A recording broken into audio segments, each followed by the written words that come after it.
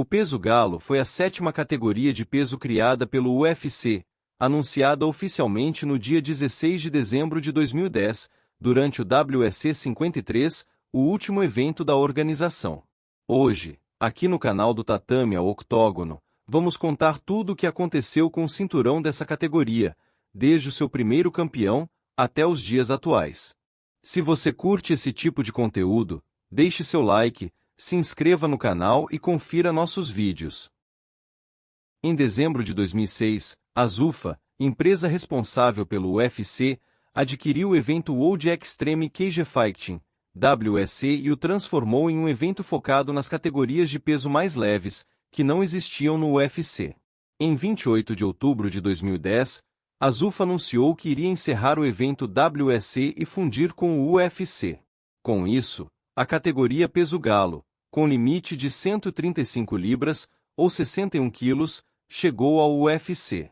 O campeão peso galo do WEC, Dominick Cruz, estava com luta marcada para defender seu título contra Scott Jorgensen no WEC 53, em 16 de dezembro de 2010, que seria o último evento da organização. Foi decidido que o vencedor dessa luta seria coroado como campeão inaugural do peso galo do UFC. No dia 4 de dezembro de 2010, durante a final do TUF 12, aconteceria a primeira luta de peso galo da história do UFC, entre Nick Pace e Will Campuzano. Porém, Nick Pace não bateu o limite de peso, e a luta aconteceu em peso combinado. 12 dias depois, no WEC 53, Dominick Cruz venceu Scott Jorgensen por decisão unânime, e se tornou o campeão inaugural do peso galo no UFC. Essa luta é a única disputa de título do UFC que aconteceu em outra organização. Um mês depois, no UFC Fight Night 23, aconteceu a primeira luta de peso galo da história do UFC, entre Chris Cariaso e Will Campuzano. Para a primeira defesa de título e estreia do campeão Dominick Cruz no UFC, foi marcada uma revanche contra Uriah Faber, que era o único lutador que havia derrotado Cruz. No UFC 132, em 2 de julho de 2011, Dominick Cruz venceu Uriah Faber por decisão unânime, e fez sua primeira defesa de título.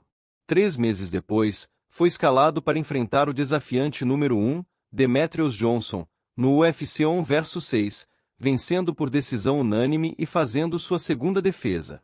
Depois, foi escolhido para ser treinador do TUF 15, junto de Uriah Faber, onde os dois fariam uma trilogia após o programa no UFC 148, em 7 de julho de 2012. Porém, um mês antes da luta, o campeão lesionou o joelho e teve que se retirar. Com isso, o UFC chamou Renan Barão para substituí-lo, e a luta seria válida pelo cinturão interino. A luta foi transferida para o UFC 149, em 21 de julho de 2012, pois a organização precisava de uma disputa de título para ser a luta principal. Renan Barão venceu Uriah Faber por decisão unânime, e se tornou o primeiro campeão interino do peso galo. 5 meses depois, em dezembro de 2012, foi divulgado que o campeão linear Dominick Cruz sofreu uma nova lesão no joelho e teria que passar por cirurgia, com previsão de ficar afastado de 6 a 9 meses.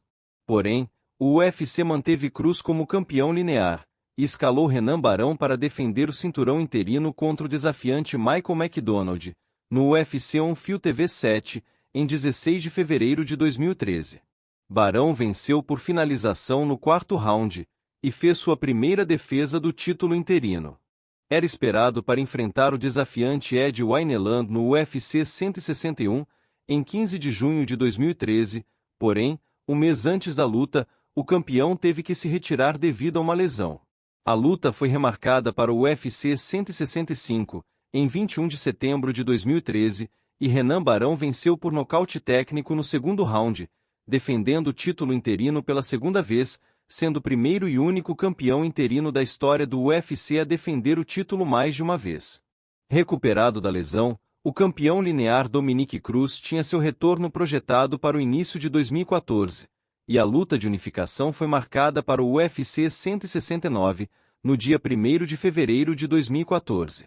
Porém, um mês antes, Cruz sofreu uma nova lesão e foi forçado a se retirar da luta. Com isso, o UFC destituiu Dominick Cruz do título, e promoveu Renan Barão a campeão linear da categoria, após 534 dias como campeão interino e 2 defesas de título. Cruz foi substituído por Uriah Faber, que entrou para fazer uma revanche, mas Renan Barão venceu novamente, dessa vez por nocaute técnico no primeiro round, e fez sua primeira defesa como campeão linear.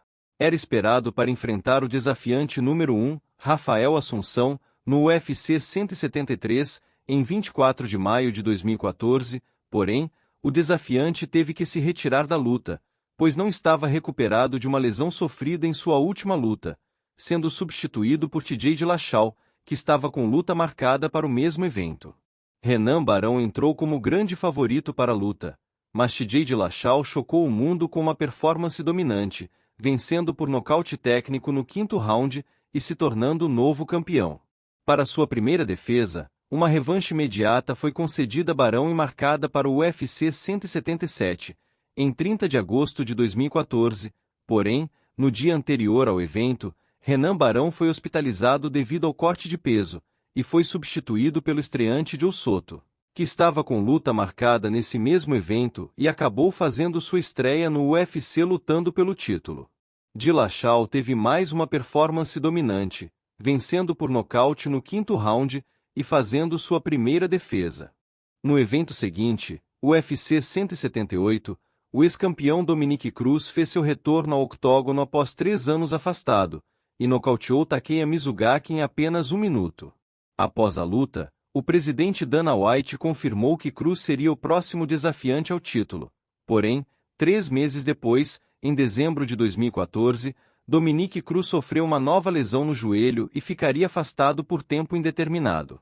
Com isso, a revanche contra Renan Barão foi remarcada para o UFC 186, em 25 de abril de 2015, porém, um mês antes, o campeão teve que se retirar devido a uma lesão, e a luta foi remarcada novamente para o UFC On Fox 16, em 25 de julho de 2015. TJ Dillashaw venceu por nocaute técnico no 4º round, defendendo seu título pela segunda vez, com mais uma performance incrível, recebendo o bônus de performance da noite pela 3ª vez seguida. Recuperado da lesão, o ex-campeão Dominick Cruz recebeu a oportunidade de recuperar seu título no UFC Fight Night 81, em 17 de janeiro de 2016, mais de 4 anos depois de sua última disputa de cinturão. Com uma bela performance em luta muito disputada, Dominick Cruz venceu TJ Dillashaw por decisão dividida dos juízes, e recuperou seu título, se tornando campeão pela segunda vez. Para sua primeira defesa, foi marcada uma trilogia contra Uriah Faber para o UFC 199, em 4 de junho de 2016. Cruz venceu por decisão unânime, fazendo sua primeira defesa de título e desempatando o placar contra Faber. Depois, foi escalado para enfrentar a estrela em ascensão Cody Garbrandt, lutador invicto que foi impulsionado por ser aluno de Uriah Faber e prometia vingar a derrota de seu mestre. A luta foi marcada para o UFC 207, em 30 de dezembro de 2016. Cody Garbrandt teve uma das melhores performances já vistas em uma disputa de cinturão, vencendo por decisão unânime, e se tornando o novo campeão. Depois, foi escalado para ser treinador do TANF 25 junto do ex-campeão TJ Dillashaw, que também é parceiro de treinos de Garbrandt e se tornou um grande rival após deixar a equipe. Era esperado que os dois se enfrentassem após o programa no UFC 213 na Semana Internacional da Luta, mas o campeão sofreu uma lesão 1 mês e meio antes, e a luta foi remarcada para o UFC 217, em 4 de novembro de 2017. TJ Dillashaw nocauteou Cody Garbrandt no 2º round, e se tornou campeão peso-galo pela segunda vez. Para sua primeira defesa, uma revanche imediata foi concedida a Garbrandt, e marcada para 9 meses depois no UFC 227, em 4 de agosto de 2018. Dillashaw nocauteou novamente, dessa vez no primeiro round, e fez sua primeira defesa de título. Nesse mesmo evento, Henry Cejudo quebrou a banca ao vencer Demetrious Johnson e se tornar o novo campeão do peso mosca, e após essa vitória, falou sobre subir de categoria para tentar o duplo campeonato. TJ Dillashaw respondeu dizendo que Cejudo não merecia essa oportunidade, e que ele desceria de categoria para tentar o duplo campeonato. A luta foi casada para o UFC Fight Night 143. Em 19 de janeiro de 2019, TJ Dillashaw perdeu por nocaute técnico em apenas 32 segundos de luta. 2 meses depois, anunciou que estava vagando o título voluntariamente, após testar positivo em exame antidoping e admitir que utilizou de substâncias proibidas para conseguir bater o limite do peso mosca.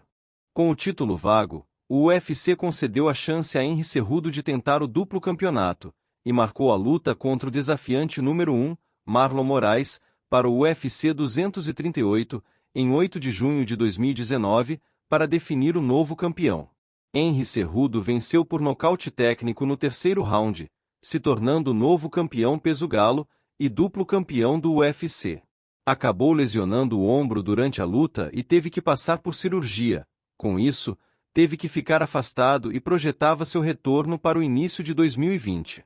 Era esperado para fazer sua primeira defesa contra o ex-campeão peso-pena, José Aldo, que tinha descido de categoria, no UFC 250, que ia acontecer no Brasil no dia 9 de maio de 2020. Porém, em março de 2020, o UFC teve que cancelar seus eventos programados e mudar os planos por conta da pandemia da Covid-19.